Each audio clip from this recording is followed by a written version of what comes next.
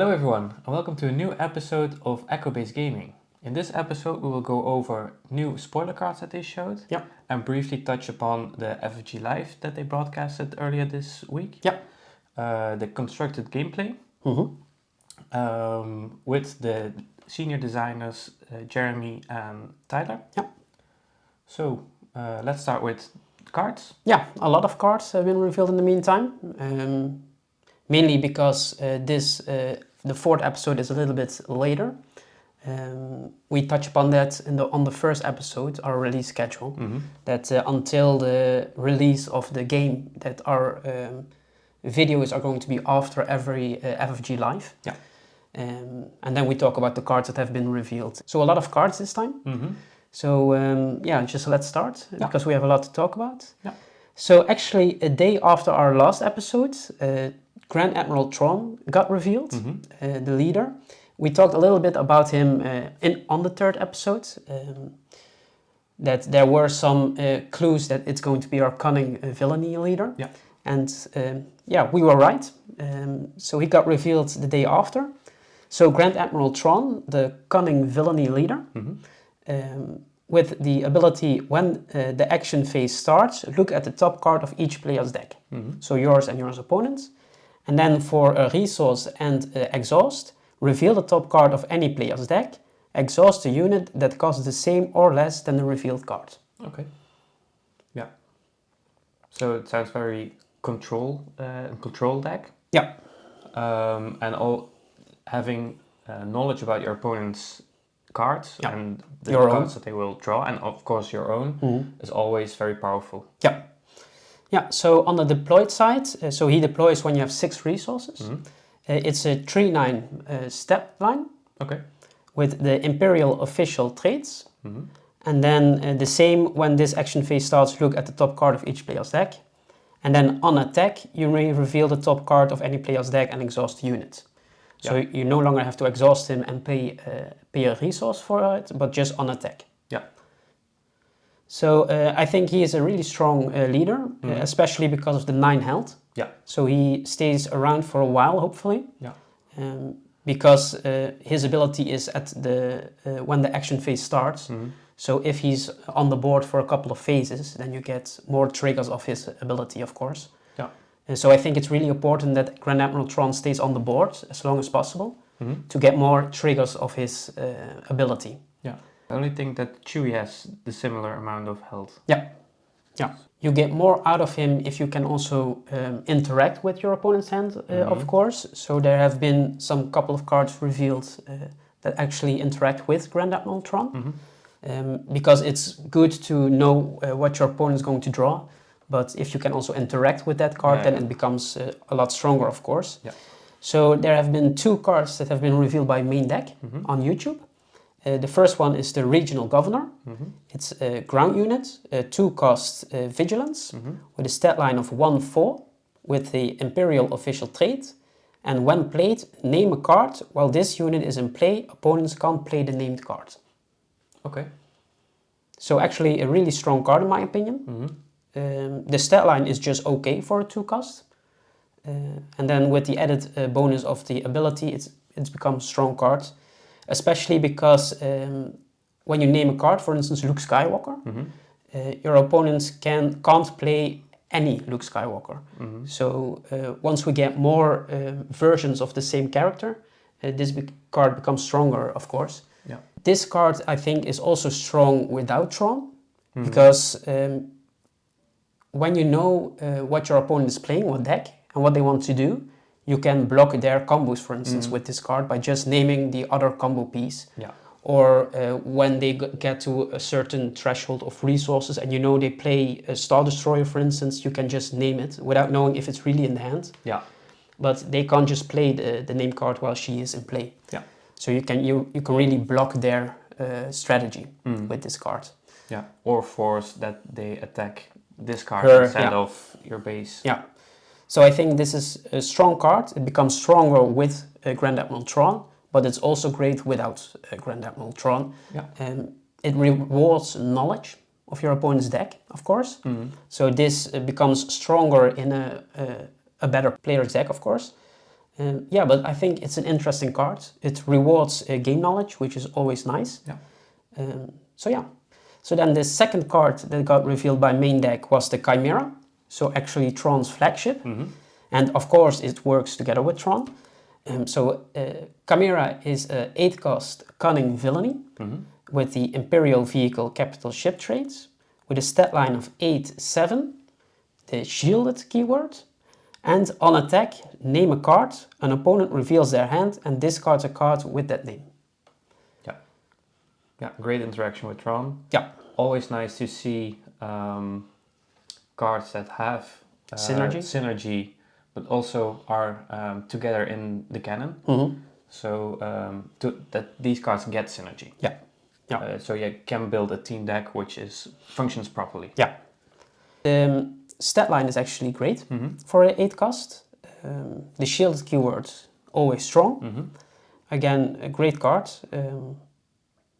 I think you do want to play this with Tron because you need knowledge of your opponent's hand. Yeah. Of course, there are other ways to get knowledge out of your opponent's hand, but I think the easiest way to get knowledge of your opponent's hand is at that moment is Grand Admiral Tron. Yeah. For villainy. For villainy, yeah. So yeah, I think the Chimera, a powerful space unit, and again, great art. It's again from Francois, so the artist that's known for its space units. So great to see another card from him, especially on such a well-known Star Destroyer. So then another card that got revealed was the Outer Rim Headhunter. It's a 2-cost Cunning space unit with the Fringe Vehicle Fighter trait and a stat line of 1/3 with rate 1. And on attack, if you control a leader unit, you may exhaust a non-leader unit. Okay. So a decent stat line for a 2-cost, 1-aspect space unit.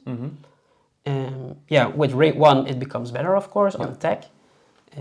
So then the stat line is actually good for a 2-cost. And yeah, this is another unit that benefits if your leader is in play, and longer in play, of course. So also great with Grand Admiral Tron, or leaders with more HP. Yeah. It's a cunning card, so it works with Tron, of course. So yeah, I think it's a nice thing that we get units that actually become better when your leader is in play. So that also becomes more important. Yeah. Just a strong unit. Strong unit. I would clear say. how it works. Yeah. Yeah. So then the black one. So another sequel card. Yeah. It's of course a space unit, 6-cost aggression heroism with the resistance vehicle fighter trait with a stat line of 4/4. And when played / when defeated, you may discard your hand. If you do, draw 3 cards. Okay. So one important thing to know is that you can actually discard a hand with 0 cards in it. So obviously that's the most value with this card. The stat line is not amazing for a 6-cost double aspect. So that's a little bit below the threshold of a 6-cost space unit.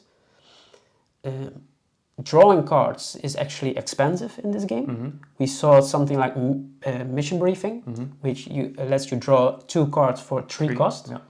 So, if you can draw 2, that's actually worth 3 resources.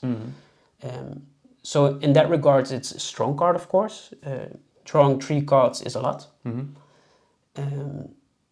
So I think that this card actually has a couple of uses. Once we see some other things in this game. And I will explain that. So it's not uncommon for a TCG to have cards that actually do something when they are in the discard pile. So if that's the case in Star Wars Unlimited, this is a great way to dump your hand into the discard pile.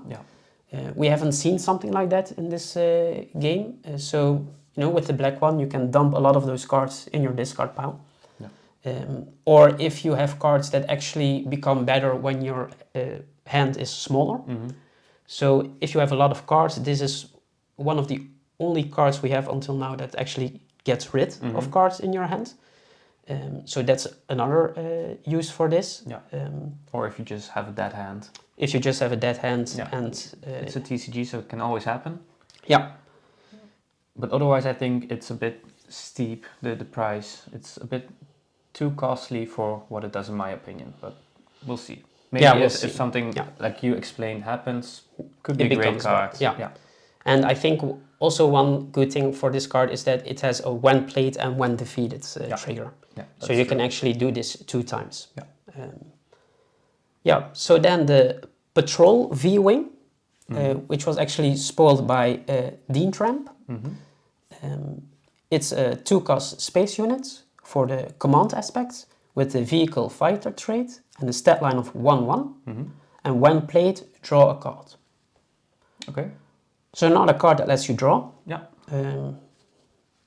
I think the stat line is not strong. No. It's not a good stat line for a 2-cost. No. Drawing card is good, but I don't know if this is worth the cost. No.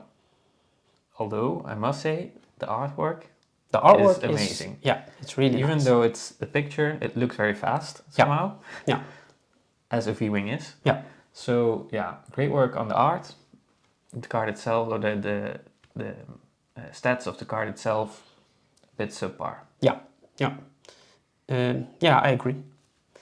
Then another card that they actually spoiled is the Fifth Brother, which is ground unit, a 3-cost aggression villainy with the Force Imperial Inquisitor traits and the stat line of 2/4. And the ability, this unit gains rate 1 for each damage on him. And on attack, you may deal 1 damage to this unit and 1 damage to another ground unit. Okay. So, rate 1 for every damage on him is actually pretty strong. I think a stat line of 2/4 is already good for a 3-cost double aspect. So actually a way to improve the stat line is great. Of course it's rate, so only on attack, not on defense. He works great with the Fallen Lightsaber that got revealed earlier. So for the people that don't know what Fallen Lightsaber does is if it's attached to a Force unit, which the Fifth Brother is, it gains on attack, deal 1 damage to each ground unit the defending player controls. And it has +3/+3. So increasing his health is important for this unit because that means that he can get more damage on him and therefore his rate increases. And I also see a use for him in the Darth Vader deck, as Darth Vader can ping 1 damage to units. So it's easy to get damage on him. Also, of course, with the Grand Inquisitor himself, which on attack you may deal a damage to another friendly unit with 3 or less power. So that's I guess of course the ideal synergy. And because it's rate, that's also strong because his power stays under the 3 threshold. So of course when you have the lightsaber on him, it goes above the 3. So I think a really strong card. It actually makes the Inquisitor stronger, which in my opinion is a little bit lackluster leader until now. We'll have to see if we get more Inquisitors. I think we will, probably, of course. So I'm really interested to see where that goes, the deck. Of course, we already have a clue of what it wants to do. It wants to damage its own units to become better. So that's always a tricky thing to do, dealing damage to your own units. If you don't time that well, it can actually work in your opponent's benefit. So it's a tricky deck to pilot, I think. But when it's well operated, it can be very strong. It can be very strong, nothing much else to say about this card, I think. No. So then another card, it's an upgrade, a 1-cost Cunning, Snapshot Reflexes. So when played, you may attack with attached unit, and the attached unit actually gets +1/+1. Okay. So I think a decent card, increasing your stat line by 2 for 1 resource. It's the average, and then also attacking with it at the same time. It can actually surprise your opponent. When they think they are safe, you play Snapshot Reflexes and all of a sudden you do defeat your opponent's units. So I think that's it's a great thing. It feels really cunning again, surprising your opponent. So I think a great upgrade for cunning decks. Yeah. Yeah. So the next card actually got spoiled by Golden Dice Podcast. It's Event, a 2-cost event, Bamboozle, Cunning Heroism.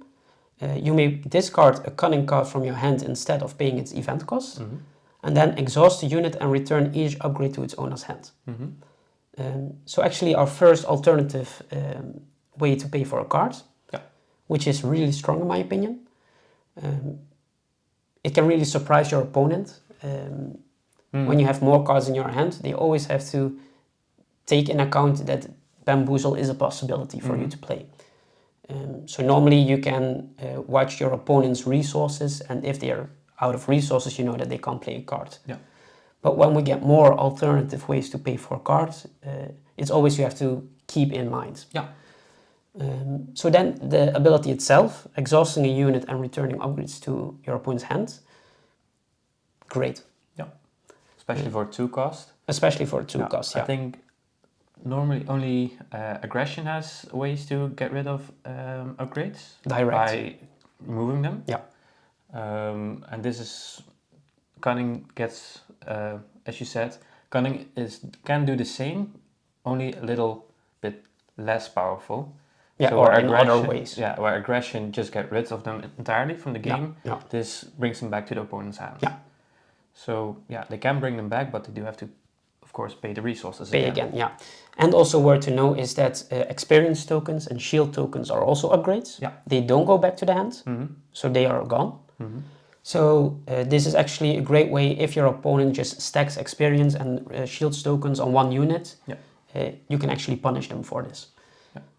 So it's a great way to prevent something like that to get out of control. Talking about experience tokens. Yeah, the next card that they revealed was the Medal Ceremony, our first 0-cost card, which is a heroism aspect. And then give an experience token to each up to 3 rebel units. Yeah, I think this is a staple in any heroism deck. Yeah. Until now. Yeah. Because all of them will play some rebel units in there. And for 0-cost, just give 3, up to 3 experience tokens. Yeah. It's very strong. Yeah. The units do have to attack this phase. Okay. So they need to have attacked this phase. Okay. Yeah, but still. But still, I think it's a great card. Like you said, especially for rebel units, or only for rebel units, of course. I think that's a great way to actually balance this card, because it's 0-cost, and it gives 3 experience tokens, which is huge actually. But only be able to give them to rebel units it's a great balance strategy. Yeah. So not every hero deck can play this, of course. You need to play a rebel deck, like Leia Organa, for instance.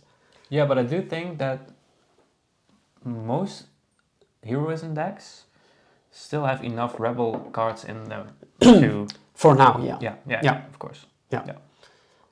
Yeah, actually a lot of hero decks are rebels now, but once we get more sets, of course, for instance, a Clone Wars set won't have any rebels. Yeah, of course. So then you do need 3 rebel units in play, which can be tricky, of course. They can also be space units, right? Yeah. So, yeah. So I think this is a well-balanced card.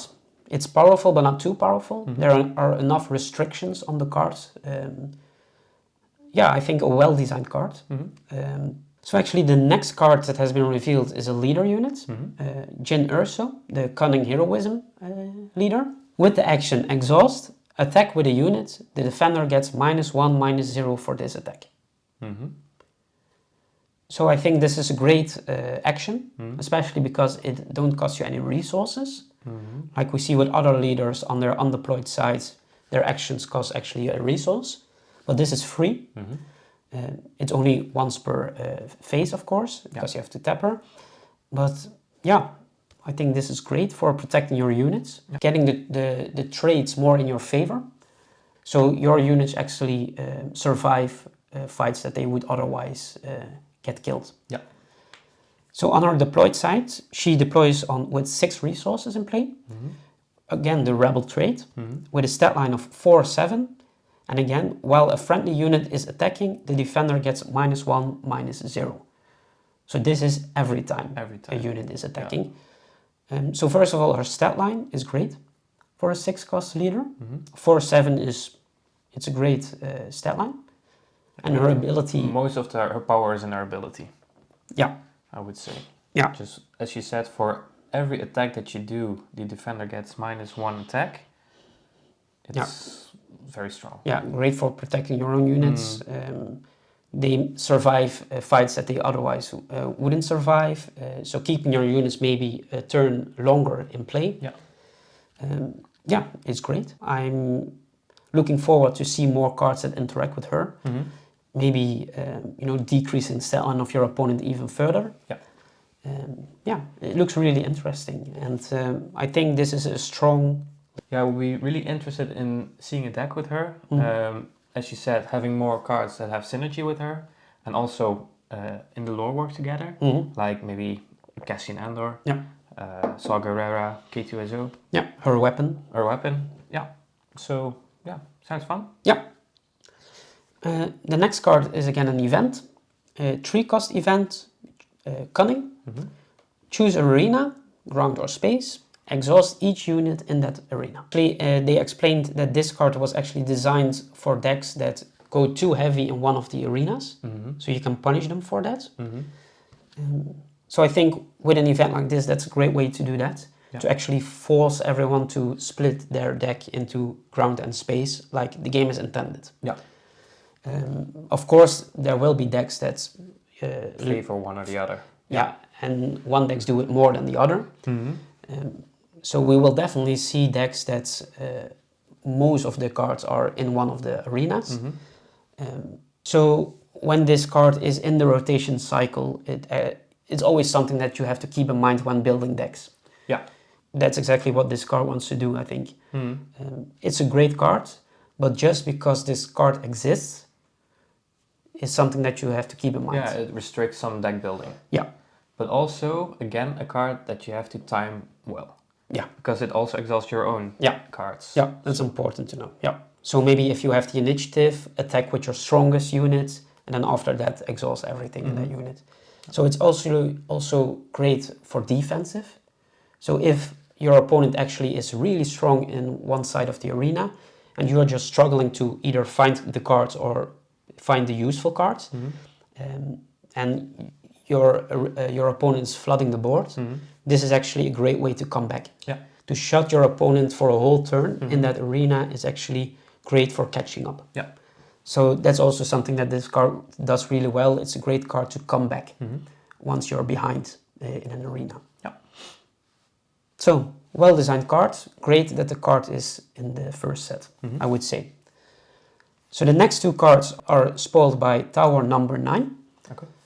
So the first one is another ground unit, a Wilderness Fighter, a 3-cost Vigilance with the trait Trooper and the stat line of 2/4 and the shielded keyword.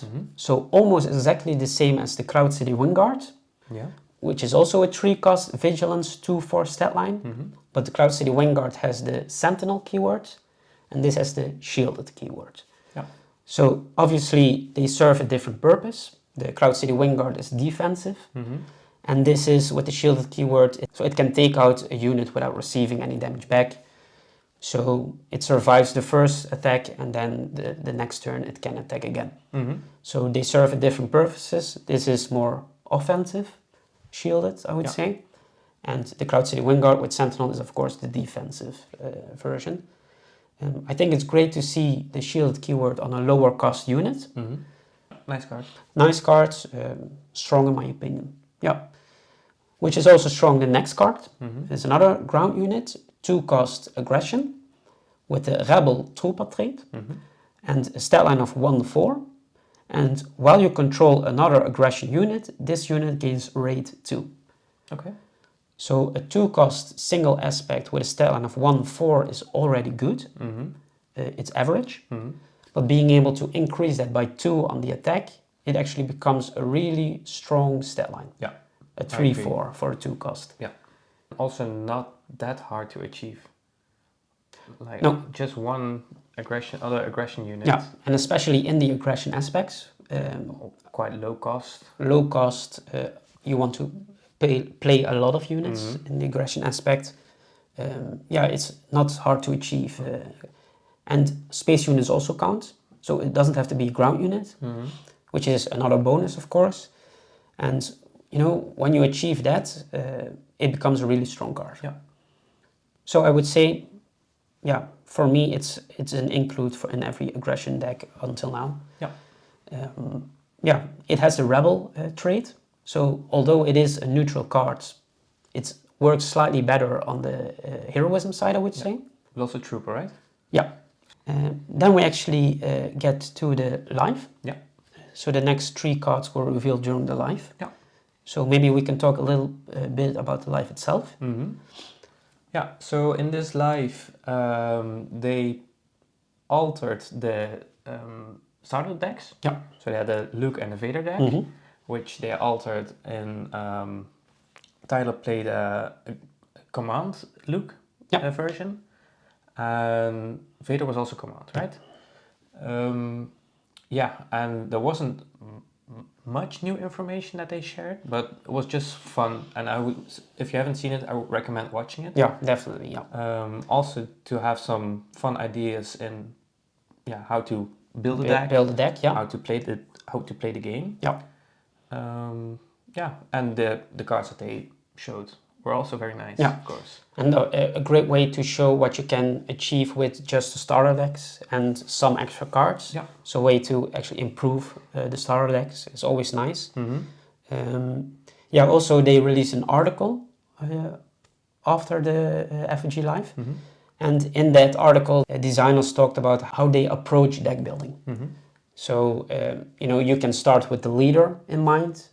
If you have a favorite character, for instance, you start with the leader and then you build your deck. Yeah. Or maybe you have a certain idea. You're like, I want to play a control deck, for instance. So you actually start with your deck and then you look, what's the best leader for my plan? Yeah. Or there is a certain combination of cards you want to play, when we get the combos. You start with your deck and then you look for the corresponding leader that works best with that combination. Yeah. So they actually showed some different ways to target deck building, which was fun. They also briefly talked about the sideboard. We already knew that it was 10-card sideboard, which is great, by the way. But they mentioned that, of course, leaders can't be in your sideboard, which is obvious, but also bases can't be in your sideboard, which was new information. Yeah, which is almost logical to me because bases most of the time also determine which aspects that you play in your deck. Yeah. Of course, you can alter different bases in the same aspect, but that's not allowed. Yeah. But it's just great to get the confirmation that it's not allowed. And also something that was in the article is that when you sideboard is between every round.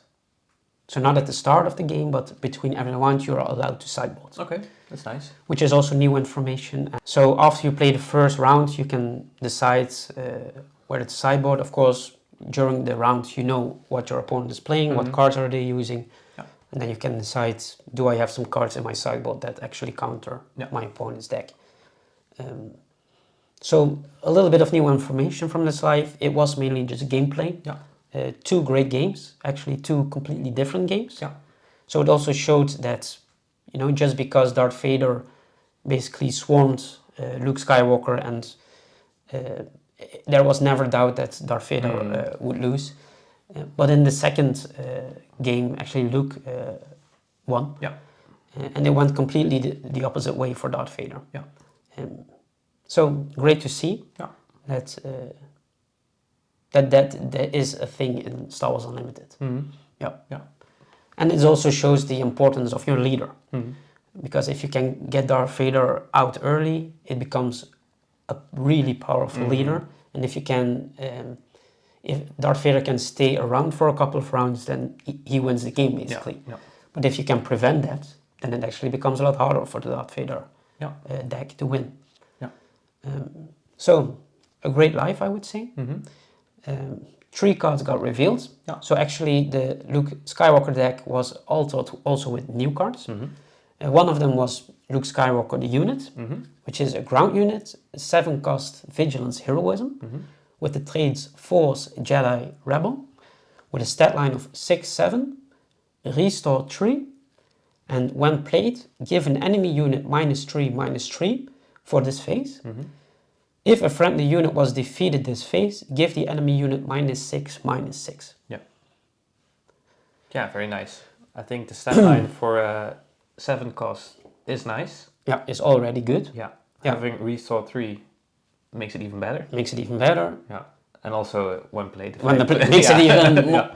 It's just an amazing card. Yeah, it's really a card where it's a finisher, of course, for the Vigilance Heroism deck. But it suits the Vigilance aspect. It suits as the well. Vigilance aspect, yeah. And this is one of the cards that you build your deck around. Once this gets into play, you get the -6/-6. Yeah. You actually get a couple of triggers of the Restore 3. I think then you just win the game. Yeah. Yeah. I think this is another card which really shows that they do tend to make the fan favorites, of course, strong. Yeah. And also, it's fun to play them. Yeah. It's fun to have them. And it's a legendary card. It is a legendary. Yeah. So it's hard to pull, but still. It's harder to pull, but once you do it, feels great. Yeah. And also when you play it, it feels great. It Yeah. impacts the board, and that's exactly what you want with these fan favorites. Yeah. So I think his when played effect is really strong. The -3/-3 is already nice. But when a friendly unit is defeated, when you play Vigilance Heroism and you have 7 resources on the board, your opponent really has to be careful when to attack your units. Yeah. Because when one of them is defeated, you play Luke Skywalker and you get the -6/-6. Yeah. Which is impactful. Yeah, which is impactful. But again, when your opponent plays around it or tries to play around it, you can actually force it by just attacking with one of your lower units into a stronger unit. It gets defeated and you get the trigger anyway. Yeah. Yeah, I think it's very rare that there will be a round where none of your units get defeated. Yeah. It will almost never happen. Yeah. Especially in the late game. Yeah. And how Star Wars Unlimited work, you can also just throw a weaker unit at something and force the trigger. Yeah. So, a great card in my opinion. One of the strongest Vigilance Heroism cards we got so far. I think in general. Yeah. One of the strongest cards in general. Yeah, it's a really strong card. I agree. Unfortunately, we didn't see the impact during the live. No. But it also shows that it is a really strong card, but it's also harder to play. So 7 resources really is a late game. So I think the Luke Skywalker command deck that they showed in the live is the way to go to play this card. Being able, because command wants to ramp, and being able to play this earlier is very impactful. Yeah. As you said, 7 resources is normally really late game for normally Vigilance. Yeah. But being able to cheat some more resources in your resource pool with command would help a lot. Yeah. Yeah. And especially if you have more resources than your opponent, then your opponent doesn't have access to cards that really answer Luke Skywalker. Yeah. So they have to wait a turn or two to play a unit that can actually fight Luke Skywalker. So yeah, great card. It becomes a lot stronger when you're able to get this unit on the board a couple of rounds to get more triggers of Restore. And that's also great with the Luke Skywalker leader by giving this shields, for instance. So great. Another way to improve this unit is with an upgrade. Actually, the Jedi Lightsaber, which is a 3-cost Vigilance Heroism, attached to a non-vehicle unit. If attached to a Force unit, it gains on attack, give the defender -2/-2. And it increases stat line by +3/+3. Yeah. One of the best upgrades in the game at this point. Yeah. So when you attach it to Luke Skywalker, another way to minus your opponent's stat line great. Yeah. In my opinion, also increasing the stat line by +3/+3. For 3 cost, it's very strong. Yeah. Yeah, I think if you play Jedi's, then this is an auto include. Yeah, I agree. You know, if you don't play Jedi's in your deck, then you obviously don't bother. But if you're in a pinnacle and you need a unit, if you need to boost one of your units, which isn't a force unit, it still gets +3/+3 for 3 cost. It's still strong. It's still strong, and so obviously, if you don't build a Jedi deck, you don't include this card. But even Jedi decks also have non-Jedi units in their deck, especially when the card pool isn't that big.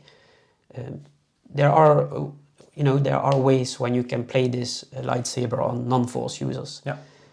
Which we already see with the Luke Skywalker lightsaber. Great thing that they did with these upgrades, that it increases the stat line anyways, but it becomes a powerful unit when it actually corresponds with... it makes the card more versatile. Yeah. And as you say, it is powerful to do it to a non-force unit. It's just a good card. Yeah, but it's better when you do attach it to a force user. Obviously. Which makes sense. Which makes sense, and it's doubly fine. And, you know, like we see in Star Wars, everyone can wield a lightsaber. But it's an effective weapon when it's in the hands of a force user, of course. So that's also fluff-wise. It's exactly what a lightsaber is in Star Wars. So then the next card, the Battlefield Marine. It's a 2-cost command heroism with the Rebel Trooper trait. So another Rebel Trooper with a stat line of 3/3. And it's a vanilla card. Yeah. Yeah, again. Great card, yeah. We're going to sound like a broken record maybe, but yeah, these last 3 cards are, I think, one of the better we had in this round of reveals. Spoilers, reveals. Yeah, for 2 cost, having a stat line of 3/3. Yeah, just a big body. Yeah. Nothing special. So it's a 2 cost, so you can play it early. You can actually play it turn 1. Just getting a big body, 3/3. Nothing special, like I said, but just a body on the ground. Great stat line. Great stat line, and a great card to build around, because a lot of cards interact with rebels and troopers. So a lot of ways to improve this card even more. Yeah. And just starting with an already strong stat line and just adding experience tokens, for instance, to this unit, it can get out of hand really fast. I agree. Yeah, it's a vanilla card, so nothing much to say about that. The last card that was actually revealed, we already knew that this card was a thing. It was actually spoiled in one of the Game Genic ads. But Tyler played with Echo Base. Of course, the best base in the game. Just nice art. Nothing much to say about that, of course. But just a 30 health base command without any effects. Yeah, it's just 30 health version. But just great to get more of these bases, so you can actually pair them with the leader and actually have some thematic interactions. So for instance, I'm currently building a Leia deck, and Leia it's for a HUD, of course, with her clothes, and just pair this with Echo Base and you have a HUD team deck. Yeah, and of course there are enough HUD themed cards to build a... Yeah, there is definitely a start, so that's just a fun thing to do, and of course the more sets we'll get, the more general bases we get, so just a nice important thing, because it is Star Wars. There is a lot of story and fluff. So. And what's your favorite card that they showed in this round of reveals? I think Tron. Tron is one of my favorite characters. It's really, it really rewards game knowledge. I'm a big fan of that. Also in Destiny, Tron was one of those units that rewarded game knowledge, and I'm just a fan of that principle. And to see that translated in Star Wars Unlimited, I think is just a great leader. Yeah. So what's your favorite card? I think Luke Skywalker. the units. The units. Yeah. Yeah. Also because it's from Return of the Jedi. Maybe it's a controversial topic, but it's one of my favorite Star Wars movies. And yeah, the stats and the ability is just amazing. Yeah. So I'm also curious what the viewer, favorite card is. Yeah. So if you would like to share in the comments down below what's your favorite card that they showed so far. Yeah, please do. And then we can maybe have an overview of what the viewers like in cards in the next episode. Yeah. So maybe some closing thoughts to finish up this episode. Something that was spoiled that got you really interested in a certain deck, besides Luke Skywalker, of course, or just a deck in general that you maybe build. There are a lot of decks that I want to build. Like, of course, Echo Base, a hot team with Leia Organa, having Wedge Antilles in there, as I previously mentioned in a previous episode. Hera Syndulla with the... Once we get more Spectre units, yeah. But I think there are enough cards at this point revealed that you can make sufficient decks. Yeah. To, of course, there will be more cards spoiled in the future. Yeah. I don't know if we get all cards spoiled or... No idea. No. Yeah. There's no information about that. So. No. They didn't confirm that we get every card before the release. Yeah. So we have to wait and see. Yeah. But I think you can build proper decks now at this point. Yeah. Which we are also doing currently. Yeah. So I think it's a nice time for that. Yeah, definitely. Yeah. So to add to that, something that I learned is that because we now have enough cards, actually double aspect, so 2 aspect decks become viable now. Yeah. And that's a lot earlier than I first thought. Okay. Because, when they talked about the aspect, how aspects work and the way deck building works in this game, and then they revealed the double aspect cards, I thought that's something for the future.